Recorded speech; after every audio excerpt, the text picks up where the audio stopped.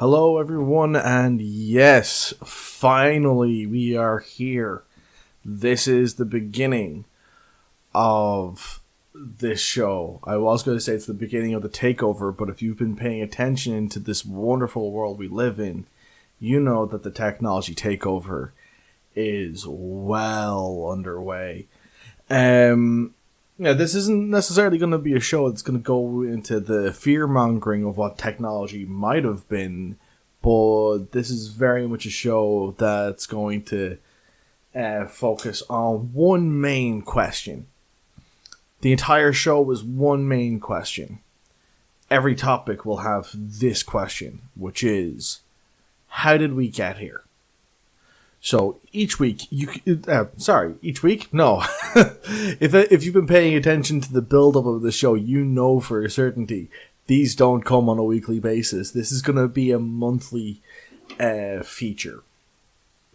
When it comes to these shows, what you can expect is to have a dive into the origins of some of the most everyday things we now use in our hyper technological world. So this week, I wanted to start with one of the heavyweight entries that we have for this show, and we're going to talk about the smartphone. Specifically with the smartphone in 2020, we're going to talk about how do we get here. Now, for most people, you'd be going, well, this all started with mobile phones. You're really telling us the history of mobile phones. And no, not so much, because when it comes to the idea of what a mobile phone carrier is, While that might bring up some novelty of talking about the 1980s, I really wanted to focus on when was the first smartphone made.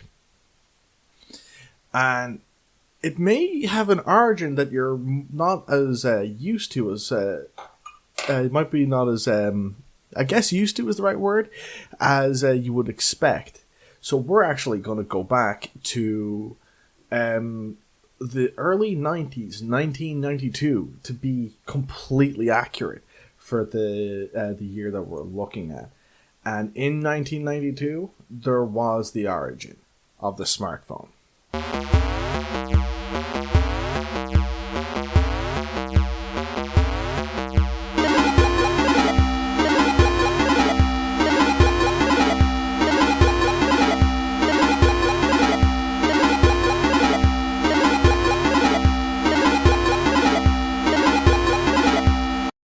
So yeah, look, when we're talking about 1992, just to kind of set the tone a little bit, because even though I didn't really want to go into the novelty that was of the 1980s so much, it's worth bringing up 1992 because for me, I was 3 years old at this time. Batman.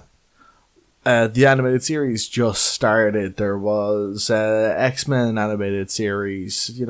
Things that were formulative for me and for many, many others.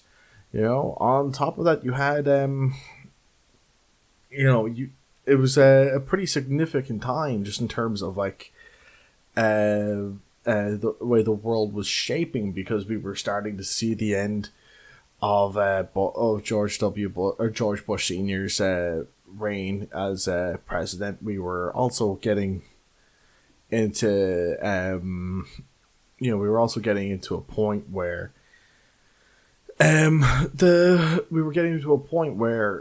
there was just a lot more consumption occurring in the Western world, where there was much more. You were seeing a lot more American television come onto Irish and English channels, because there was just more of a demand for shows produced from the States, and that led to people like myself I've been to America exactly one time, people, and that was for work as a 29-year-old. So, how this accent didn't come about from nowhere. This is like the way that culture created situations here is very much what caused me to speak the way I do. But anyway, all of that is just kind of window dressing for what we're talking about here. So what could be described as being the first smartphone, as from what I can see, this seems like the best candidate for what we're going to be talking about. Is certainly the best candidate for it. It is the Simon Personal Communicator, which was created by IBM, and it was unveiled in 1992, but wasn't released to the general public until 1994. So, again, early to mid 90s. And it's, to be honest, it's one of those things that when I started looking into this topic, it became something that was like, wow, this is just, so much sooner than I thought. Because, when you look up at the mobile phone itself, what you find is that it's, when you look up at when the mobile phone started, you're kind of surprised that it's not that much ahead of it.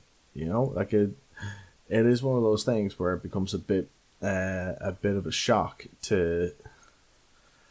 It's a bit of a shock to see that when it was unveiled first, it's like what we consider to be our modern version of it, was very much the only a few years in its senior. 1981 is pretty much one of the first times that it was available, that mobile phones were coming through in Europe. So it's a bit of a strange. It's a bit strange to see something that, basically a decade out, and we're getting our first look at a phone that has an LCD touchscreen on it now. It, by the standards of today, I remember even when touchscreens first started being a thing in the mid 2000s, which we're going to get to as well. But I remember in the mid 2000s, the touchscreens then were terrible.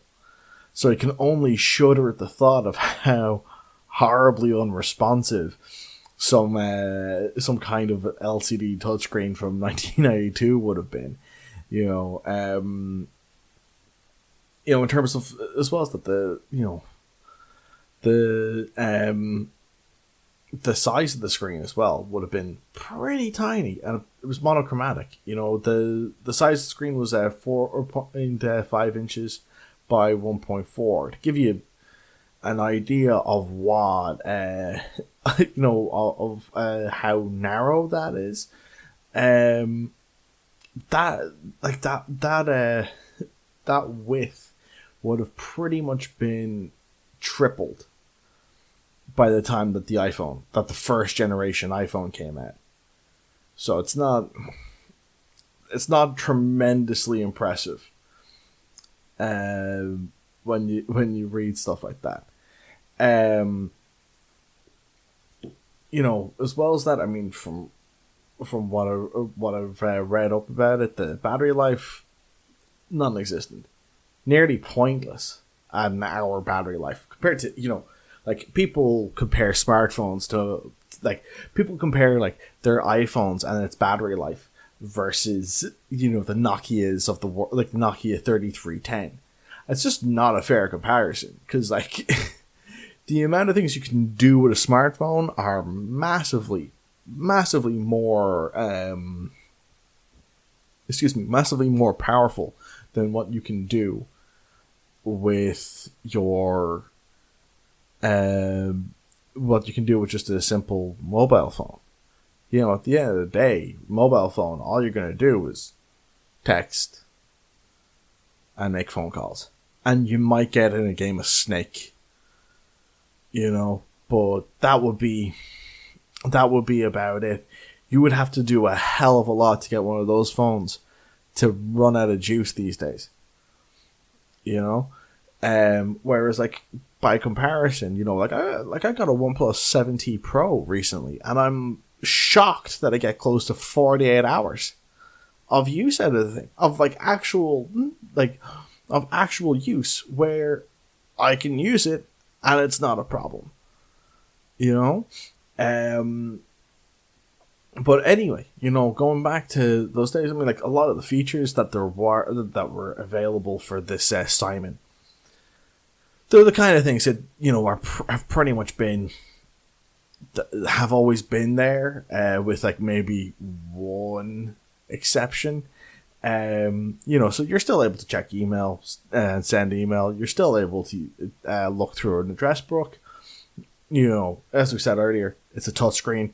Probably not the best touchscreen in the world. Almost certainly would have used a stylus, and it had predictive typing, so it would have been slowly but surely learning how you type as you go along.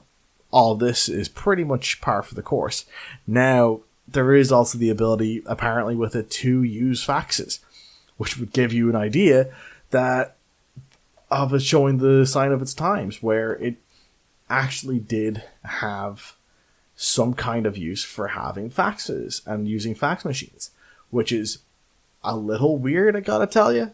It's a bit unexpected to see something like a fax machine to see that it has like a fax implementation with it. But hey, that's pretty much where that was pretty much something that was in demand at the time. Like, I mean, this is something where, like, I mean, I've seen fax machines, but I've never used them. Never had to use them. By the time that, like, I mean, as I'm sure everyone listening to this can say, that, by the time that they ever would have needed to use them, there was something better came along. Either the ability for email to do more stuff was available, or just texting was more of an option. Now, one of the other things that was kind of cool to learn about just for the time was that one of the things it did to make calls and faxes a bit better was that you could just literally hardline plug in your Simon straight into a wall socket for a phone line and use it to make calls and stuff that way, which was a really clever idea, because as well as that, like, for one of the things that made it really clever was that meant that people would be spending less money than trying to do it over like a mail carrier service, which would just make things a hell of a lot easier for them. But I mean, outside of that, there's not really a hell of a lot more that came out of what Simon did, and then from there we moved into kind of more of like the what you would see as being like the personal, what was it, the PDA, the portable device. What was it? Portable device. This is why I rehearse these shows. Because I don't decide until the day that this is something I need to be doing. But when it comes to basically what happened was, not too long after we saw Simon come through, we also started seeing more competition, because that's when we started seeing BlackBerry come into the market, and again offering pretty much a better overall service to Simon, where you had it's still offering the same kind of things, calendar, full keyboard, but the security of it was improved, better internet access. Only issue really being that you had to use a headset to make calls, which would have been, which kind of set the tone for what BlackBerry users would be notorious for. Because, as if you remember BlackBerry users and people who liked using BlackBerry, most people didn't tend to like them. They had a bit of a reputation of being kind of like the equivalent of like BMW drivers or Mercedes drivers, where people would just go, "Oh, probably not probably a bit of a dick." And that's kind of And BlackBerry was pretty much had like a really strong stranglehold on the market, from the mid 90s all the way through to pretty much when people would consider the modern smartphone age to have begun, which was in 2007. Now, before that, there were pretenders to BlackBerry's throne. Wasn't like they had the market all to themselves. You would see things like the mobile service O2 had their own PDAs, which would be which they would then be basically using to compete with BlackBerry. And these would be fully touchscreen phones that had the best mobile internet services available at the time, being on where they'd be able to connect to cellular WAP, which, at the time was incredible. Now, now you wouldn't get an image to load on a WAP. So it just shows how, like, even though it's only, even from then to now, we're talking like less than 20 years, but still it's, even between like 2007 and 2002, the amount that people expected to be able to do on a wireless service was crazily different. And, getting like a WAP enabled phone used to be a big deal. And then it very quickly became something that people, it became a thing that where it was like a real status symbol to use it, and people who didn't have it would just find ways to really avoid using it. And we got to this point where the only people who really were able to afford these kind of products, they were seen as the higher end products purely for professionals, and maybe the most like the most heavily spendy of tech nerds would want them, and that's kind of like what the market was for them, and it took Apple turning that market around, and there were people who were naysayers as well to Apple, because they were going like, Apple are trying to make this into a trend thing. It's not going to work. It's not like when they did. It's not like when they had their. It's not like with the PCs and the laptops they've released. It's not going to be popular. People are going to hate it. Blah blah blah. And there was a huge belief to that. They were going, this isn't something that people want. They were saying, there's people genuinely saying. Now, granted, these were people in the US, because texting hadn't really, in 2007, texting was not a thing that was typically done by American phone users. And there was a genuine belief going, but who wants to text? Why wouldn't you just rather pick up a phone? And like, even to this day, Americans are very fond of just picking up the phone to talk through their business. Like, but this was the first time that a phone where texting was kind of not going to be a major part of it, but where you were going to see a big influx of people switching over from making calls to making texts happened. And that was something that that there was a lot of naysayers who didn't really believe that was ever going to happen. But it did. And it happened with a phone that, again, comparatively, to put in perspective, when the iPhone came out, it was the 8 gig model, which is the flagship top of the range model, was priced at $599, which, in 2007 was still a lot of money. But, just to put in perspective, that Simon we talked about from 1992, when it was released in 1994, it was being sold for $1,100. So you can immediately see that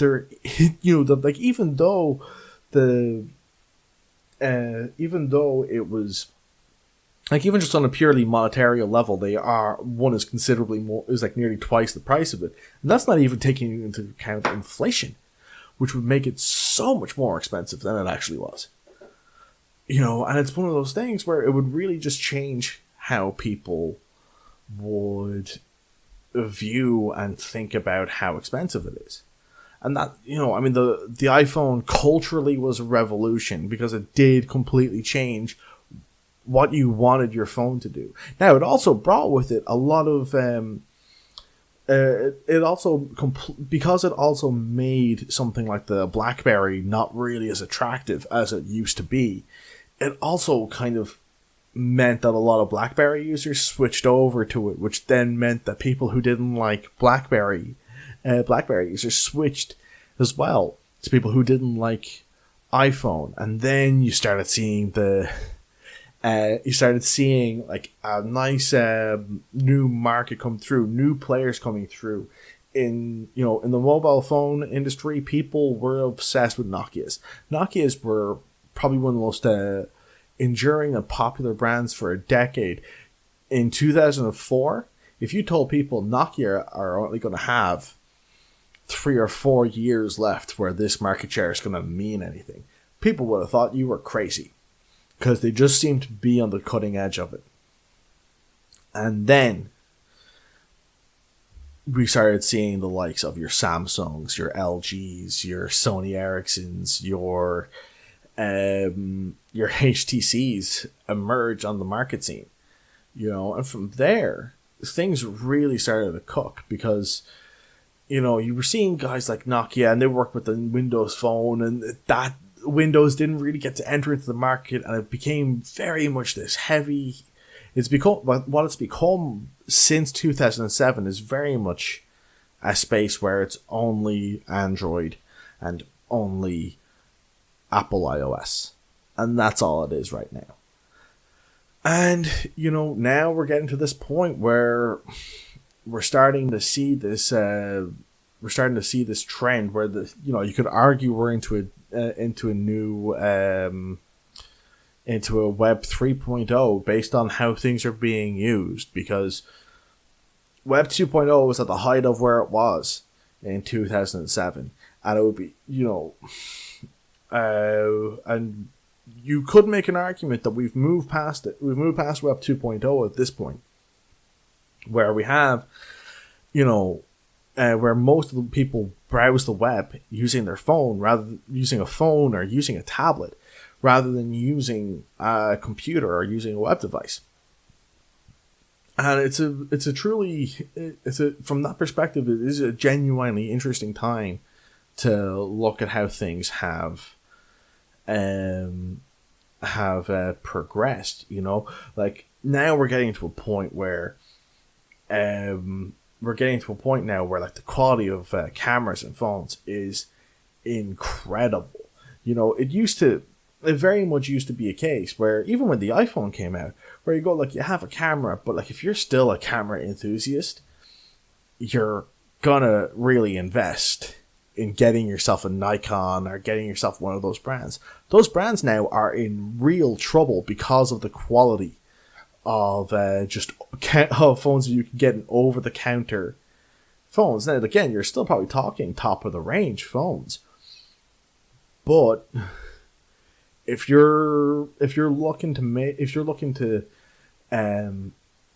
set yourself up where you're just going to where you're going to have a home studio for making films and whatever, you could absolutely do it because especially with the kind of rigs that are available now, it's totally possible to just use a smartphone. And hell, if it's got a decent enough field of view, you could probably edit on that phone too, because the improvements to RAM and to CPU usage is incredible, and the applications that are available now versus 2007 are incredible. It's become a completely different world.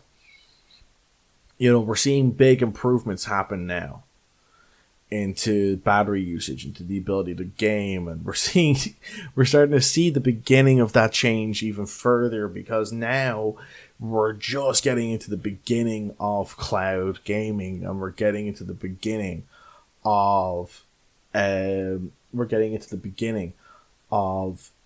able to have your games console play up the game, but you play it through your phone screen.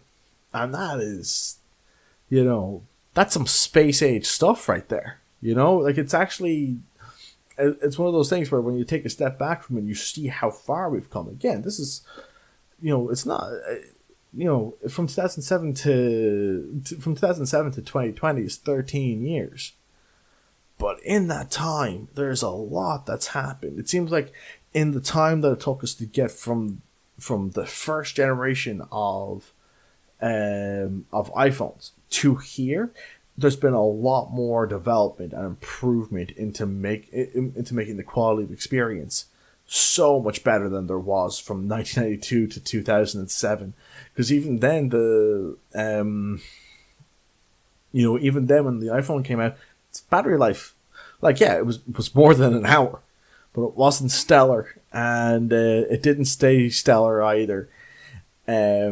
But this is something that just slowly came along throughout it. Like it's become this thing now with our phones where, you could argue that people are more dependent on them now than they've ever been. But at the same time, this is also really a device that has improved the quality of life for people. One of the great things about having devices like this is that people get to stay in contact for longer. I have friends that I would never be able to speak to without the use of technology like this. And it's one of those things that just keeps me thankful. And it's something that you need to just reflect on it and see where you stand. Because, this is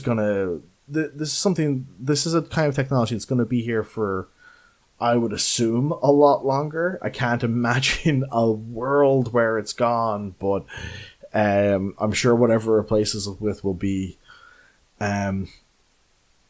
invasive in ways we can't possibly comprehend. I don't think when the iPhone was first released in 2007 that people could imagine a world where privacy would be as invaded as it is. I don't think it's possible to look into 92 and tell people this as this gets worked on and gets improved over the next 20 years, we're going to get to a point where you'll be able to charge one of these phones in a matter of hours. You'll then be able to watch several hours of video streamed from somewhere else without completely wirelessly. And after you've spent that couple of hours doing it, you'll need to charge it for another few hours because you will have drained the battery. And you'll have access on that phone. You will have access not just to your email, not just to faxes, not just to your contact information, but you'll have access to whatever you can query. The only thing that will limit it is your imagination. And that's one of those things where that's one of those areas where I think people are gonna really just we'll have to say, at this point in time, it doesn't look like the smartphone's going anywhere.